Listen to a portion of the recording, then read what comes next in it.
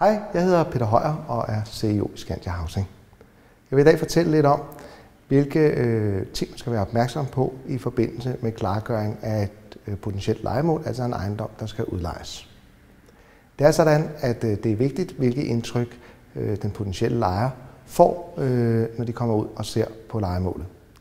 De ting, man har vendt sig til, efter at have boet i et ejendom i en årrække, støder måske eller har en unødig negativ effekt på den første fremvisning til en ny lejer. Det kan dreje sig om havelågen, der hænger eller måske ikke kan åbnes. Det kan dreje sig om en rhododendron, som ikke er blevet klippet og som derfor skal kravle under for at komme op ad havegangen.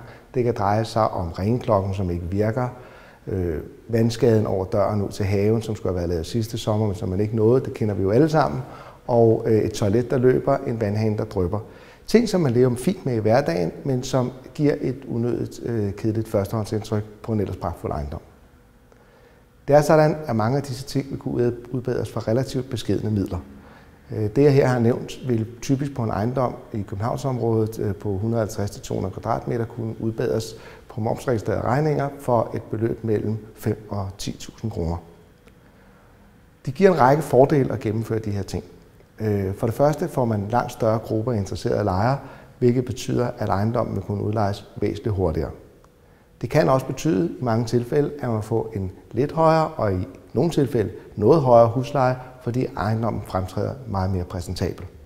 Og sidst men ikke mindst, så får man meget lettere overdragelse af lejemålet, i og med at det man kalder en mangelliste ved indflytning bliver kort, så man ikke skal trækkes med bemærkninger om et toilet, der var kalket eller løb, en vandskade over døren eller andre af de førnævnte eksempler, hvilket så også gør, at man får ejendommen tilbage i en væsentlig bedre stand. Scandia Housing har flere medarbejdere, der er specialiseret i at lave det, vi kalder et kvalitetstjek, det vil sige har et kendskab til gennem mange tusind lejemål, hvad er det for nogle ting, der er vigtige og som gør, at lejemålet præsenterer sig bedst muligt.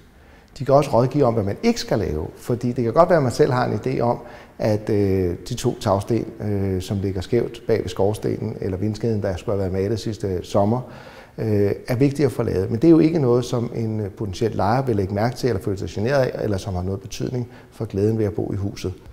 Som I kan forstå på førnævnte, er det rigtig, rigtig vigtigt, at den potentielle lejer får et godt førstehåndsindtryk af ejendommen. Som amerikanerne siger, you never get a second chance to do a good first impression. Jeg håber, I kunne benytte alle, eller i hvert fald nogen af førnævnte råd, til at få en lettere, hurtigere og bedre udlejning. Jeg vil gerne på Scandia Housings vegne ønske jer rigtig meget held med udlejningsbestræbelserne.